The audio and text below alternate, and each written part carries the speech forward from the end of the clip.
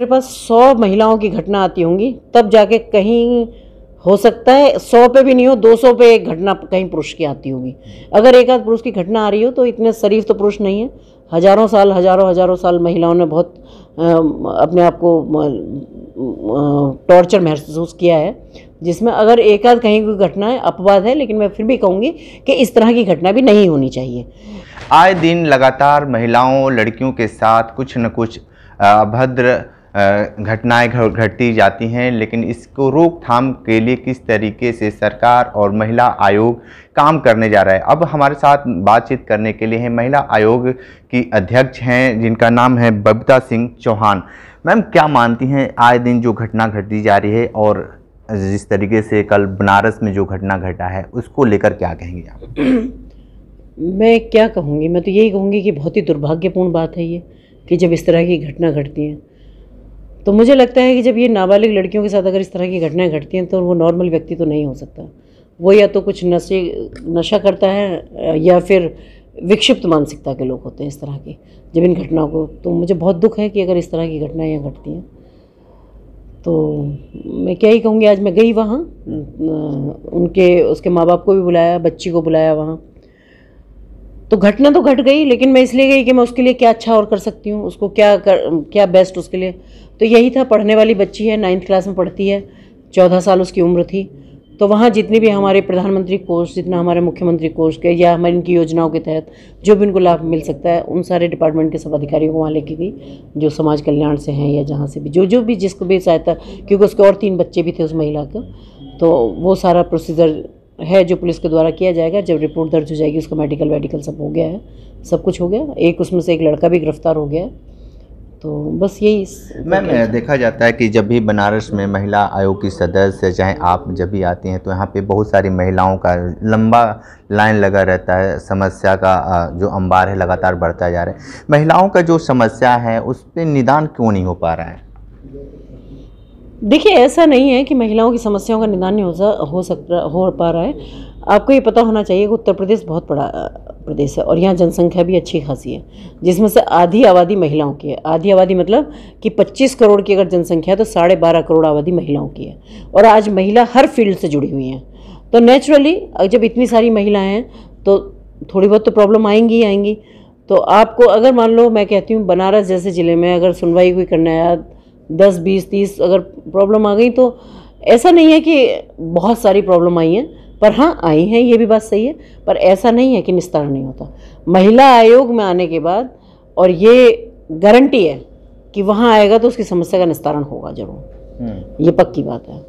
लेकिन तो महिलाओं को कैसे संतुष्ट कर पाएंगे? जिस तरीके से आप तो अपनी गारंटी बता रहे हैं कि मेरी गारंटी है, वो सिर्फ आपकी गारंटी है। नो, हाँ। बिल्कुल हमारी गारंटी नहीं है। प्रत्यक्ष को प्रमाण की जरूरत नहीं होती। जो हमारे यहाँ महिलाएं आती हैं, हम उनको संतुष्ट करके भेजते हैं। आपकी गारंटी है या महिला आयोग की गारंटी है? महिला आयोग मतलब मैं महिला आयोग की तरफ से बोल रही हूँ, मेरा अपना क्या है। हाँ भाई, मेरा जो भी कुछ देना है वो मैं आपसे बात कर रही हूँ तो महिला आयोग की तरफ से ही तो कर रही हूँ। महिला आयोग की गारंटी, महिला आयोग में 25 मेंबर हैं, उनकी ये भी गारंटी है। 2 उपाध्यक्ष हैं, उनकी भी गारंटी है कि हमारे यहाँ जो आएगा वो संतुष्ट होकर जाएगा और न्याय ही मिलेगा। जो खुराफात जिसने की है, जिसकी गलती है, उसको 100% सज़ा मिलेगी। ये हमारे यहाँ प्राविधान है। बहुत सारे हम लोग बनारस में ही देखा जाता है कि महिला के नाते पुरुषों को भी बहुत प्रताड़ना मिलती है। पुरुष भागता फिरता रह रहा है, लगातार महिला पीछा कर रही हैं। तो इस तरीके की घटना पुरुषों को लेकर किस तरीके से आप कुछ कहेंगी महिलाओं? देखो, अगर मेरे पास 100 महिलाओं की घटना आती होंगी, तब जाके कहीं हो सकता है 100 पे भी नहीं हो, 200 पे एक घटना कहीं पुरुष की आती होगी। अगर एक आध पुरुष की घटना आ रही हो तो इतने शरीफ तो पुरुष नहीं है। हजारों साल महिलाओं ने बहुत अपने आप को टॉर्चर महसूस किया है, जिसमें अगर एक आध कहीं कोई घटना है अपवाद है, लेकिन मैं फिर भी कहूँगी कि इस तरह की घटना भी नहीं होनी चाहिए। लेकिन जब कई बार मैंने देखा है कि पुरुष आके कह देते, क्योंकि और मैं एक एग्जाम्पल बताऊँ, मेरा खुद का देखा हुआ है कि एक पुरुष और एक पति पत्नी दोनों होते हैं। तो पति क्या है कि बहुत धीरे धीरे उसको गाली देगा, धीरे धीरे उसको मारता रहेगा, धीरे धीरे कुछ करेगा। मेरे पास वीडियो भेजी उसने।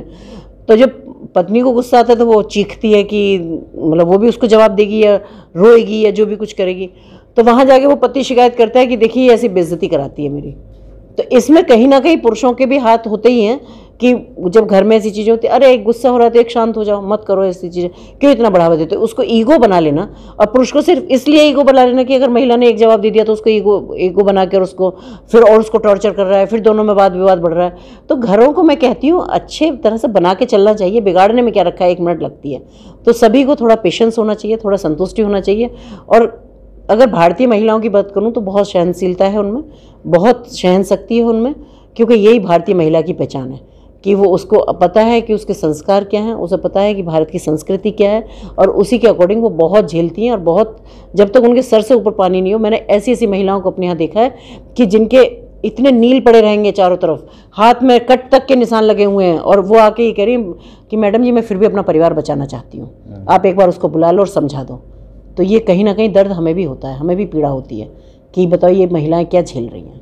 मैम, जब भी किसी जनपद का आप दौरा करती हैं और सुनवाई करती हैं तो सबसे ज़्यादा किस तरह की घटना सुनने को मिलता है आपको? देखिए, अगर परसेंटेज देखी जाए तो ज़्यादातर तो घरेलू हिंसा ही है, पर फिर मैं कहूँगी क्योंकि हर फील्ड में महिलाएं काम करती हैं तो हर फील्ड से ही हमारे पास प्रॉब्लम आती हैं महिलाओं की शिकायतें। जी, जिस तरीके से आप अभी बता रहे थे कि जो ऑटो जो भी चल रहे हैं उसमें किस तरीके के अवेयरनेस की ज़रूरत है अभी?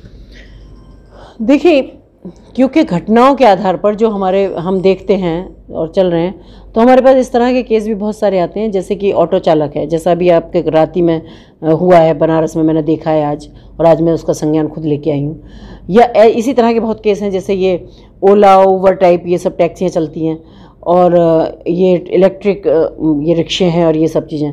तो इसमें क्या है कि इनके यहाँ कोई ड्राइवर की आइडेंटिटी नहीं होती। कई बार घटना घट जाती है, लेकिन वो जो जिसके साथ घटना घटती है वो यही नहीं बता पाता कि उसमें ड्राइवर कौन था, क्या था, या गाड़ी कौन सी थी। क्योंकि ऐसा तो नहीं होता कि गाड़ी में बैठने के बाद वो पहले गाड़ी की नंबर प्लेट का नंबर लेगा या कुछ लेगा। तो वो ऐसे रह जाते हैं जैसे ठग सा जाता है व्यक्ति के, मतलब घटना भी घट गई और उनके पास कोई प्रूफ नहीं है। तो हमने इसी को देखते हुए एक आदेश जारी किए हैं कि भाई जो ड्राइवर के पीछे वाली सीट है उस पर ड्राइवर का नाम, उसका ड्राइवर का फ़ोन नंबर और ड्राइवर का कोई आईडी प्रूफ उसमें लगना चाहिए, जिससे मैं आपको बता सकती हूँ कि इस पर हम बहुत सारी घटनाओं को होने से रोक सकते हैं। और इसमें क्योंकि इसमें कम से कम 90% जो भी उसमें बैठेगा वो 100% उसमें फ़ोटो खींचेगा उसकी, और फ़ोटो खींचेगा तो वो खुद सेव करेगा, अपने मिलने वालों को भेजेगा। क्योंकि आजकल आधुनिक युग है, सब गाड़ियों से जाते हैं, फास्ट भी हैं, बच्चे सब पढ़ने के लिए निकलते हैं सभी के साथ। तो कई बार देखा है, मैं लड़कियों की बात नहीं कर रही, मैं लड़कों की बात कर रही हूँ। कई बार गाड़ी में से ही गाड़ी को बंद कर लिया, उनके पर्स छीन लिए, उनके लैपटॉप निकाल लिए, उनका ये या फ़ोन छीन लिए, इस तरह की घटनाएं भी होती हैं, और फिर बाद में धक्का देकर उसमें गाड़ी में फेंक के चले गए। तो ये ऐसा नहीं है, और लड़कियों के साथ तो घटनाएं होती ही हैं। तो मुझे लगता है सेफ्टी पॉइंट ऑफ व्यू से, और हमें थोड़ा सा जब हम देखते हैं कि क्राइम कहाँ और कैसे हो सकता है, तो निश्चित रूप से हम उस पर काम करने की कोशिश करते हैं। तो ये है, तो मुझे लगता है अगर ये होगा तो फिर बहुत अच्छा इसमें हो जाएगा। देखा जाता है कि आमतौर पे नुक्कड़ नाटक और जनसभा के द्वारा लगातार जागरूकता अभियान चलाया जाता है सामाजिक संगठन के द्वारा, लेकिन कहाँ से चूक हो पा रही है कि इस तरीके का जो कृत्य है उस पर रोक लगाने में असमर्थ दिख रहा है? नहीं, देखिए, ये तो सब चल ही रहे हैं। अब नुक्कड़ नाटक हैं या कोई ऑर्गेनाइजेशन है या पुलिस के द्वारा है, या हम अपनी बात करें हमारे कि अवेयरनेस के प्रोग्राम बहुत चलाए जाते हैं, जागरूकता अभियान जिनको कहना चाहिए, वो स्कूलों में भी हर जगह चलाए जा रहे हैं। लेकिन क्या है कि अभी भी मैं कहूँगी कि लोगों को खुद को भी थोड़ा जागना चाहिए। अगर परिवार की बात करूँ, जो छोटे छोटे बच्चों के साथ घटनाएं होती हैं, उनके माँ बाप को भी थोड़ा जागना चाहिए। उन्हें ध्यान रखना चाहिए कि बच्चा दोपहर में जा रहा है तो कहाँ जा रहा है, रात में जा रहा है तो कहाँ जा रहा है, खेल किसके साथ रहा है, कौन व्यक्ति है जो उसके साथ बात कर रहा है। या हमारे अड़ोस पड़ोस की घटनाएं बहुत होती है, तो अड़ोस पड़ोस में पता रखें कि भाई कौन कैसा व्यक्ति है। तो मुझे लगता है इसमें सबकी जागरूकता की भी बहुत ज़्यादा ज़रूरत है, और उसमें भी स्पेशली अगर घर वाले थोड़ा जागरूक रहेंगे तो मुझे लगता है कि कम से कम जो ये छोटे जो बच्चों के साथ जो होने वाली घटना है, इन पर हम काफ़ी लगाम लगा सकते हैं। बिल्कुल। तो आप सुन रहे थे बबीता सिंह चौहान जी, जो राज्य महिला आयोग की अध्यक्ष हैं। बहुत सारी बातें बताई हैं, और विशेषकर जो बनारस में जो घटना घटा है उसको विशेष तौर पे अपने संज्ञान में लिया है, और जो भी आला अधिकारी हैं उनको निर्देश भी दिए हैं। देखना दिलचस्प होगा कि उस घटना के बाद किस तरीके से और उस घटने पे रोक लग पाता है। विशेष इंटरव्यू कर रहे थे, तो हमारे साथ बने रहिए कांडी बनारसी के साथ। हमें दीजिए इजाज़त, नमस्कार।